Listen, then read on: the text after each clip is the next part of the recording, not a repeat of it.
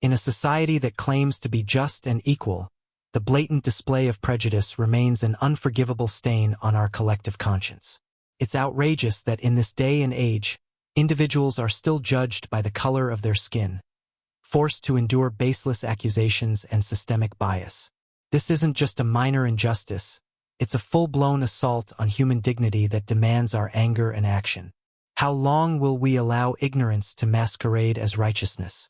On a crisp, golden autumn afternoon, Hawthorne Park was alive with the rustle of fallen leaves and the soft murmur of neighbors enjoying a brief respite from their daily routines. The park, nestled in the heart of Bentonville, a town known for its tree-lined streets and warm community spirit, was a sanctuary of calm amid the chaos of urban life. Families strolled along winding paths, laughter echoed near the playground, and elderly couples sat on benches, relishing the peaceful ambience. In the midst of this serene setting, Maya Carter, a poised and dignified African-American woman in her late 20s, had sought solace from the pressures of her hectic life. Dressed in a simple yet elegant ensemble, a fitted navy jacket, dark leggings, and comfortable sneakers, she carried a well-worn journal and a steaming cup of artisan coffee from the local cafe. Maya's gentle smile and quiet demeanor belied an inner strength forged through years of perseverance and determination. Maya found her usual spot at a sturdy wooden bench beneath a grand oak tree whose sprawling branches cast dappled shadows on the ground. With a deep breath, she opened her journal, intent on capturing her thoughts and feelings. Her pen danced across the pages as she reflected on the bittersweet memories of her past, memories of a bustling city life she had once known, and of a community that had nurtured her dreams. The park was her escape, a temporary haven where she could simply be herself. However, as the afternoon sun dipped lower in the sky, painting the horizon with hues of amber and crimson, an unwelcome presence disturbed Maya's tranquil retreat. A woman, impeccably dressed and exuding an air of superiority, approached with a measured, almost predatory gaze. This was Catherine West, a middle-aged white woman with a perfectly styled bob of platinum blonde hair and a tailored pastel blouse that seemed to declare her status before she uttered a word. "Excuse me," Catherine began sharply, her tone laced with thinly veiled disdain as she scanned Maya with suspicion. "Are you supposed to be here?" Maya looked up slowly, momentarily caught off guard by the curt address. There was an unspoken chill in Catherine's eyes, a look that suggested this was not a simple inquiry but rather a subtle interrogation. "This is a public park," Maya replied softly, her voice steady despite the sudden surge of tension. "I come here to enjoy some fresh air and to think." But Catherine's expression darkened. "I don't think so," she snapped, stepping closer as if to inspect Maya's every detail. "I was just making sure everything is in order. You don't exactly look like you belong here." A knot of anger and disbelief tightened in Maya's chest. She had encountered prejudice before, but each encounter still stung. The cafe's aroma, the gentle chatter of park visitors, and the vibrant colors of nature all contrasted sharply with the icy hostility now directed at her. Yet, despite the weight of indignation that threatened to overwhelm her, Maya maintained her composure. "I belong wherever I choose to be," Maya said firmly, her eyes meeting Catherine's with an unyielding calm. "This park is for everyone." Catherine's lips curled into a sneer. "That may be so, but you're acting suspiciously, and I'm not comfortable with that," she declared, her voice rising in a blend of accusation and self-righteousness. Without waiting for a response, Catherine produced her smartphone, her fingers dancing over the screen as she dialed a number with deliberate precision. A hush fell over the nearby onlookers. Some exchanged worried glances while others edged away, unwilling to be drawn into a confrontation. Maya's heart pounded in her chest as she realized that the moment was rapidly spiraling into something much more serious than a mere misunderstanding. "Is there a problem here?" Maya asked, her tone calm but laced with a steely edge. She could see now the determination in Catherine's eyes, a determination fueled by prejudice and a misguided sense of entitlement. "Just stand aside," Catherine snapped, her eyes darting around as if expecting support from unseen allies. "I'm calling the authorities because you're clearly up to something." Her words were measured but laden with accusation. Maya's mind raced. Every instinct urged her to walk away and avoid escalating the situation, yet a powerful resolve deep within her refused to allow this act of discrimination to pass unchallenged. She remembered the long hours spent mastering her craft, the quiet moments of introspection that had taught her the value of dignity and resilience. In that moment, she decided that she would not let Catherine's baseless suspicions strip her of the peace she had found in Hawthorne Park. The sound of a phone call echoed in the tense silence as Catherine continued her tirade, describing Maya in a way that painted her as a threat rather than a harmless parkgoer. "I feel unsafe," Catherine insisted loudly into her phone, her voice trembling with a mix of indignation and false bravado. "This woman's behavior is alarming." Maya's pulse quickened, but her face remained a portrait of serene defiance. She watched as a few park visitors began to gather at a cautious distance, their expressions etched with concern. Among them was a young man on a skateboard, his eyes filled with empathy as he observed the unfolding drama. His presence was a quiet reminder that not everyone was willing to accept Catherine's version of the story. "Please, let me enjoy my day," Maya said, her voice soft yet firm. "I have done nothing wrong." Yet, her words fell on deaf ears. Catherine's fingers continued tapping on her phone, her tone becoming increasingly agitated as she recounted the scene to an unseen operator. The once pleasant atmosphere of Hawthorne Park was now clouded by an air of tension and injustice.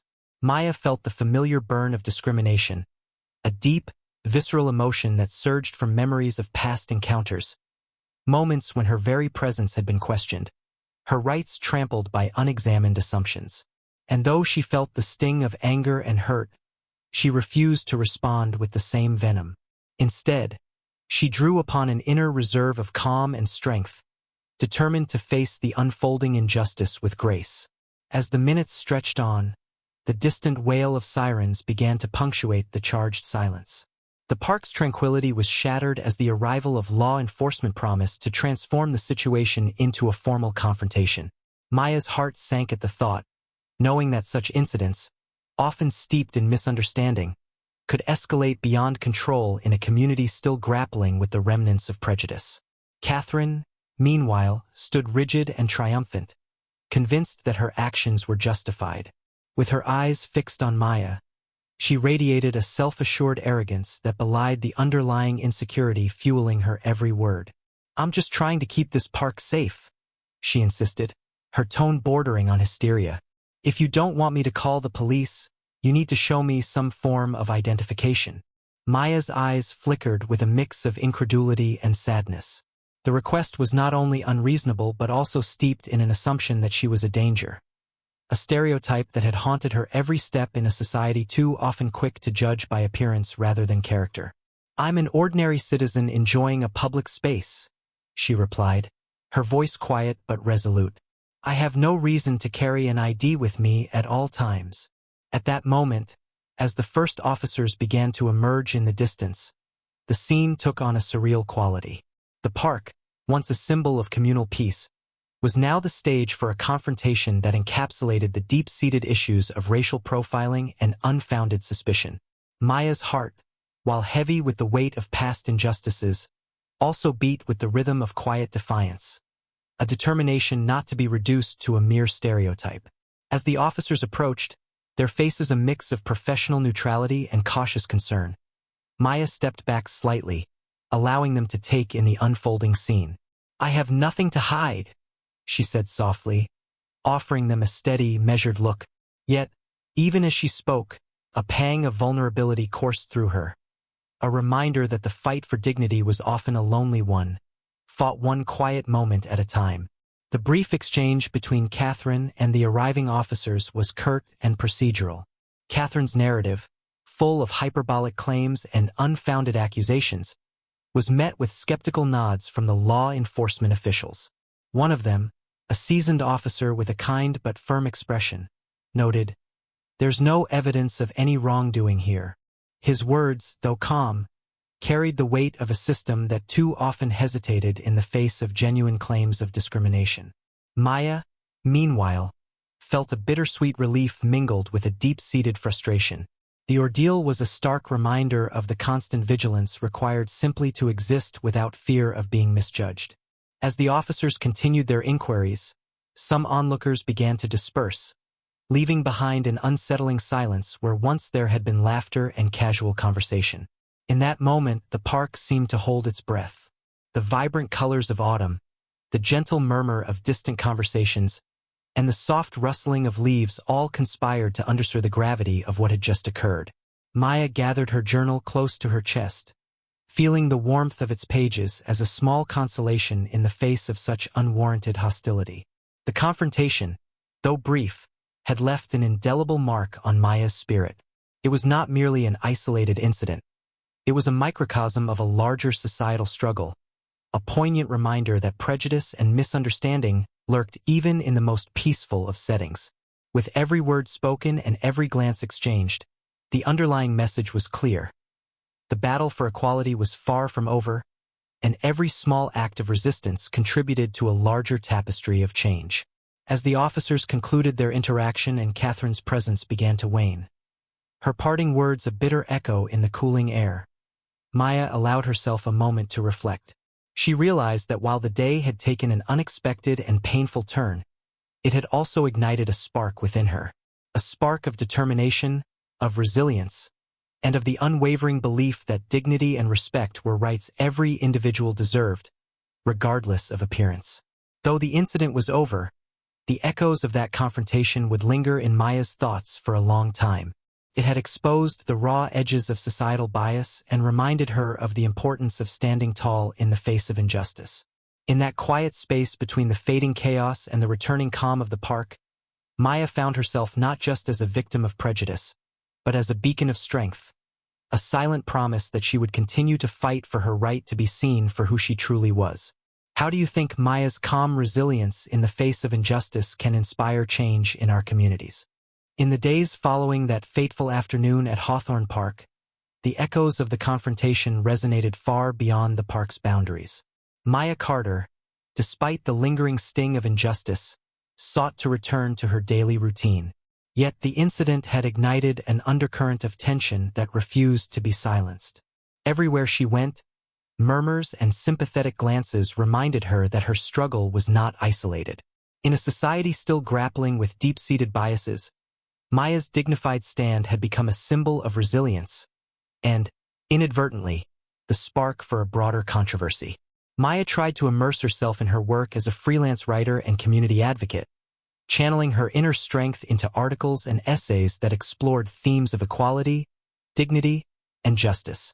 But the media's interest in the park confrontation soon morphed into an unyielding spotlight. Catherine West, far from receding into the background, had seized the narrative. With a polished demeanor and a network of influential allies, Catherine began to weave a counterstory, painting Maya as a disruptive outsider who had endangered the sanctity of Bentonville's public spaces. Late one morning, as Maya sat in her modest apartment overlooking the bustling downtown area, her phone buzzed relentlessly with notifications and urgent emails. The messages were a mixed bag. Some expressed heartfelt support, while others carried thinly veiled accusations and inflammatory comments. Amid the digital storm, one particular email caught her eye. The subject line read, "Cease and desist. Your public conduct is under review." Maya's hands trembled as she opened the email. It was from an attorney representing a coalition of local citizens, led by none other than Catherine West herself. The message claimed that Maya's unacceptable behavior in the park had caused undue distress and had, in fact, instigated a breach of community standards. The email demanded that Maya issue a public apology and retract her statements about the incident, failing which legal action would be pursued for defamation and public disturbance. Her heart pounded as she read the document. Maya knew in her gut that Catherine's accusations were nothing more than an attempt to silence her, and, more importantly, to shift the narrative in a direction that justified discrimination. Determined not to be bullied, Maya sought counsel from a trusted friend, Daniel Reyes, an experienced civil rights attorney known for his tenacity in fighting systemic injustice. Over coffee at a small, unassuming cafe on the edge of Bentonville's historic district, Maya explained the situation to Daniel. His eyes narrowed in concentration as he absorbed every detail. "Maya," he said slowly, "this is a classic case of character assassination. Catherine is using the legal system as a weapon to suppress voices that challenge the status quo. You must document everything, every interaction, every social media post, every comment. The truth will be your best defense." Inspired by Daniel's unwavering support, Maya began to gather evidence. She reviewed the footage captured by the young skateboarder at the park, a raw, unedited record of Catherine's aggressive behavior, and compiled messages from friends and community members who attested to her character. Each piece of evidence was a reaffirmation of her commitment to justice and her refusal to be diminished by baseless allegations. Meanwhile, Catherine West had not been idle. Bolstered by her privileged social circle and the backing of several local influencers, she organized community meetings where she recounted her version of the events in vivid detail.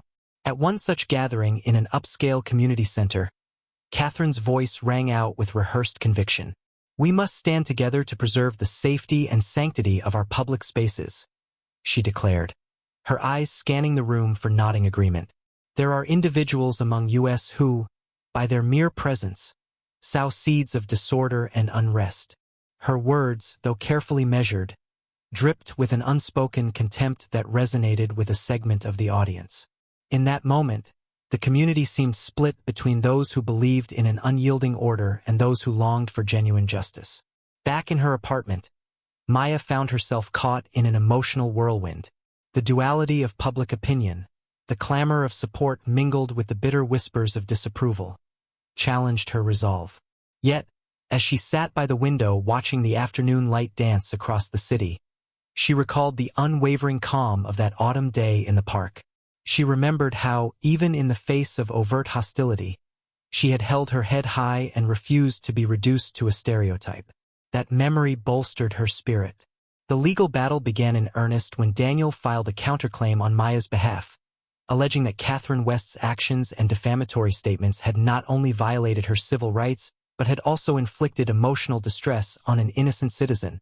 Court documents flooded in from both sides, turning the once quiet dispute into a legal spectacle that captured the attention of local media outlets. Headlines splashed across newspapers and online platforms. Bentonville divided, a battle over public safety and civil rights, and when prejudice meets the law, Maya Carter's fight for dignity. Maya's first court appearance was set for a brisk autumn morning. The courthouse, an imposing structure of granite and glass in downtown Bentonville, buzzed with anticipation. Supporters of Maya gathered outside, holding signs that read, "Justice for Maya," and "Stand Against Prejudice." The atmosphere was charged with a mix of hope, defiance, and the palpable tension of a community on the brink of change. Inside the courtroom, the air was thick with formality and expectation. Maya sat at the defendant's table, flanked by Daniel and a few close supporters. Across the aisle, Catherine West and her legal team exuded an air of smug superiority, as if their social status alone would shield them from any reproach. The judge, a seasoned jurist with a reputation for impartiality, called the court to order. As proceedings commenced, Daniel's opening statement was both eloquent and impassioned. "Today, we are not merely discussing an isolated incident in a public park," he proclaimed, his voice resonating throughout the room. "We are confronting a larger issue, a systemic failure to recognize the inherent dignity of every human being. My client, Maya Carter, is a pillar of our community." As the days turned into weeks, the legal battle that had engulfed Bentonville reached its climax. The courthouse, once a silent arena of judicial proceedings, now throbbed with anticipation. Every day brought new twists, a fresh round of testimonies, more evidence unearthed, and mounting public support for Maya Carter. The case had grown into a symbol of resistance, a challenge to the deep-seated biases that had long festered beneath the surface of everyday life. On the morning of the final hearing, the atmosphere outside the courthouse was electric. Supporters gathered in clusters, their banners waving proudly, "Truth triumphs," and "Justice for Maya." The air was cool and brisk, carrying a sense of both solemnity and the promise of vindication. Reporters milled about, capturing every moment as the media's spotlight illuminated what was more than a court case. It was a testament to the courage of one woman and the collective call for justice. Inside the courtroom, the tension was palpable. The judge, a venerable figure known for her wisdom and fairness, presided with a calm authority that seemed to steady even the most agitated hearts. Across the aisle, Catherine West and her legal team wore expressions of quiet apprehension that belied their earlier confidence. Today, every word, every gesture, carried the weight of the community's hopes for change. The proceedings began with the final round of arguments.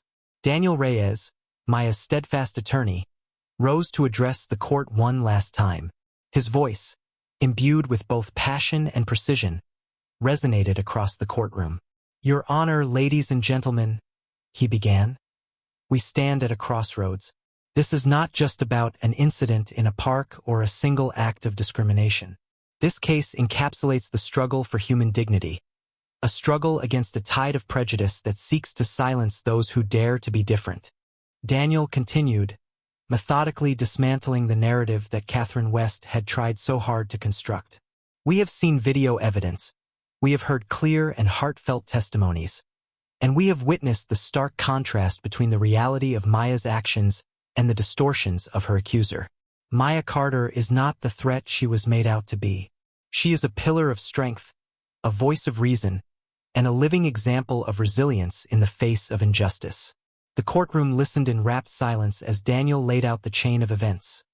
A chronicle of an ordinary day turned extraordinary by the power of prejudice and the ensuing legal storm.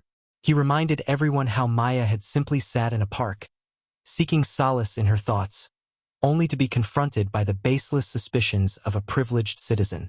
He recounted the harrowing moments when Catherine's unfounded accusations had led to the unwarranted call to the police, and how Maya had maintained her dignity despite the intrusive and degrading behavior. Then came the turning point of the day, the moment that would forever alter the course of the trial. With a measured pause, Daniel called upon a new piece of evidence that had been carefully guarded until now. He produced, from a sealed envelope, a meticulously compiled dossier of Maya's community work, her letters of commendation from local organizations, and a collection of personal testimonials from those whose lives she had touched. Among these documents was one that shone brightest of all: a certificate of appreciation from a long-established civil rights group, praising Maya for her tireless commitment to fostering unity and understanding in Bentonville. As the documents were presented, a murmur of approval swept through the courtroom. The evidence was undeniable. Maya was a beacon of hope, a woman whose life was dedicated to the service of others, and whose presence in the community had always been a force for good. This revelation cast a stark light on the accusations levied by Catherine West.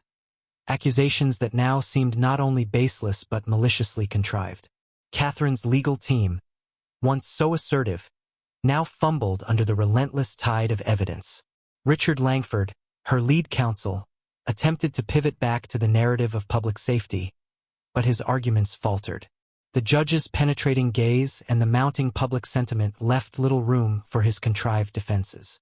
Witnesses who had once testified on Catherine's behalf began to waver, their earlier certainty replaced by a reluctant acknowledgement of the inconsistencies in her story.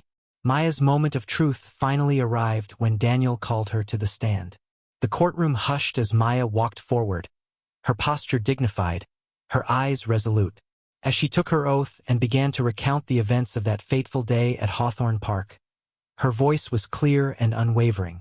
She detailed every moment: the chill of the autumn breeze, the sudden intrusion of Catherine's accusatory tone, the sting of being profiled for simply being herself.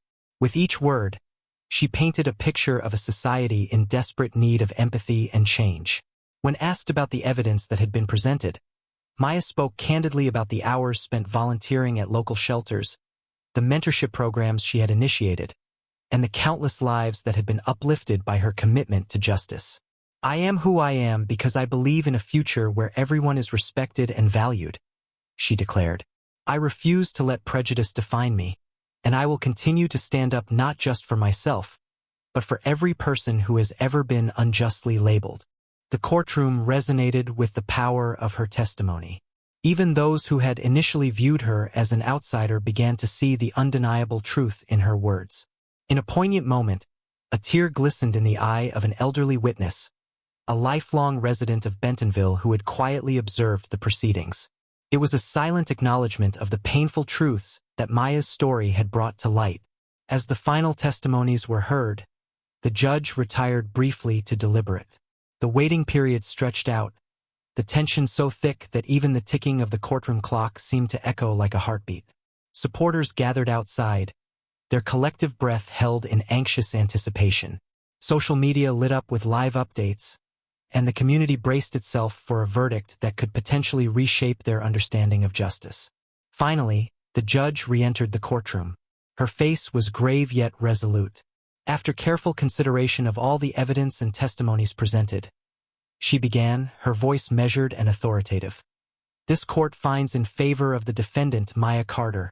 The charges brought forward by Ms. West are hereby dismissed as unsubstantiated and malicious. A collective sigh of relief and cheers erupted from Maya's supporters. The judge's decision was a resounding repudiation of the discriminatory narrative that had sought to tarnish Maya's character.